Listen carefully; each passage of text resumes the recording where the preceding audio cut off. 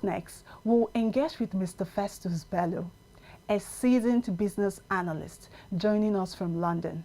He will be sharing practical advice for businesses on how to position themselves for funding success. So our very first question will be, how can small businesses leverage global economic shift to secure international funding? Well, thank you once again for having me. There are different approach to which businesses can, access international funding. The first thing is for them to position themselves to ensure they are part of the global trend. And this global trend has to do with the significant areas upon which they can position themselves to fit into the current pillars of sustainable development. These pillars could be in the form of finance, technology, climate sustainability, and other factors like microeconomy and real estate. These basic area of pillars are most of the most significant pillars upon which most businesses have been able to access funding. For example, in finance, we can realize that most of the funding in the last 2 years, fintech companies are beginning to have much of these fundings because of the fact that they position themselves to be in alignment to what the society needs, which is financial transaction. So other businesses who are into tech, such as AI intelligence, have also position themselves in getting other fundings in Africa and also in Nigeria. And this is because this is the current trends of consumer needs, these are current trends of market demands, basically. So in a nutshell, small businesses who are willing to scale and also to compete globally needs to position themselves to be able to tap in major market areas where market need of high potential. So that's it basically. All right. What are the factors that make businesses more attractive to investors, or let's say funding agencies? Well, there are two major things that investors will look at. Basically, is the profitability of the business, and the second part will be, the viability of that business. And not just that, other KPIs could be contexts like leadership in terms of how sustainable and how knowledgeable the leaders of the business are really, is. And they could be in based on their background, based on their experiences, based on their, technical know-how, in dealing with founding such businesses. That is where leadership can play a role. And team leadership will be the context of the founders. Most of the founders who are doing well today are founders that unfortunately have background working with the big five, they work with big brands. When they now start up their own businesses, it's easy for funders or investors to trust them because of the experience they've had. I wouldn't say that you might businesses who are also funded by, non-popular, founders doesn't mean they also access fund. But the advantage to those kind of businesses who are funded by popular founders is that backgrounds and where they're coming from, based on the experience they've had in their career set, has helped them to position themselves to be attracted to investors. In the case of profitability, to be honest with you, that's the primary point of every investor. That investment must be able to bring on ROI, which is return on investment. So if I'm investing, or if an investor is wanting to, invest into a business and the value proposition of that business is not profitable, it won't be attracted to any investor. In the case of viability, viability comes into play when a business is sustainable. Nobody wants to fund a business that will crash in the space of 2, 3 years. No. As an investor, we're thinking long term. I mean, long term goals are majorly the major tenet of every investors. They want to take long term goals. They want to ensure that their investment is safe. So if the business is not viable enough and it's not sustainable enough, they will cap out. They will not be interested to invest. So these major areas of KPIs need to be put in place. And innovation could be the fourth factor, I would say, where the business has to be innovative. The creativity of the founders, the creativity of the team have to be able to match up to the current demand of the market because any business that cannot stand innovation will surely lose out of the market anytime soon. So being innovative is also very important for such businesses, to stay in a position of being able to access, investors. Thank you very much, Mr. Bello. So, what are the factors that make a business more attractive to investors or funding agencies? Um, Growth strategy is very important. I believe the primary point upon which business owners or founders be it a small business or a medium-sized business, needs to factor in is the growth plan. Because before you go into seeking for investors, there's possibility of the kind of growth trajectory you want to achieve. And that is why you are seeking for investors. For example, you need about XYZ amount of money, $100 million, for example, to go into production of some major, if you're into brick and mortar company, you want to go into production line and you have to invest the money into machine, you want to invest money into labor, you want to invest in money into the technologies you need for your business. These are the set down orders of principles and requests you have that have actually made your investors to get attracted to you.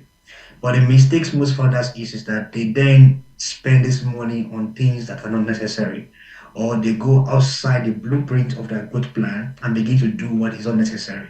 That way, even if you have been given the whole world money for you to run your business, you usually fail, right? So it's very important that every funders, when receiving funds from investors, they work in accordance to the blueprint of their growth plan.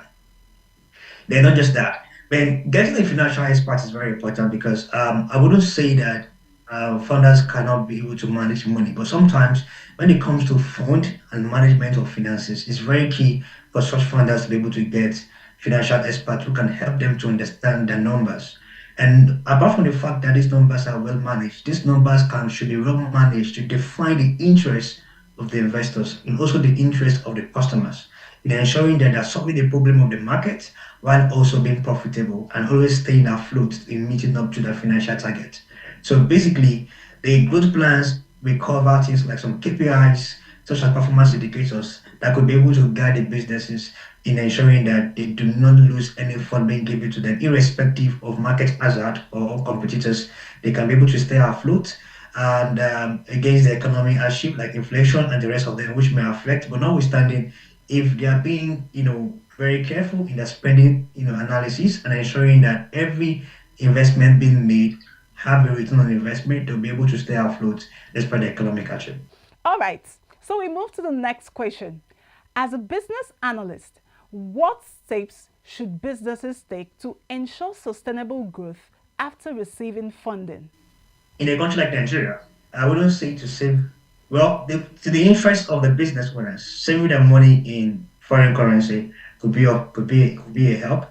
But then that might not help the Nigerian economy to stay afloat because that is not encouraging. But in the Nigerian economy, the best thing I think small businesses needs to have is to always work with their price policy.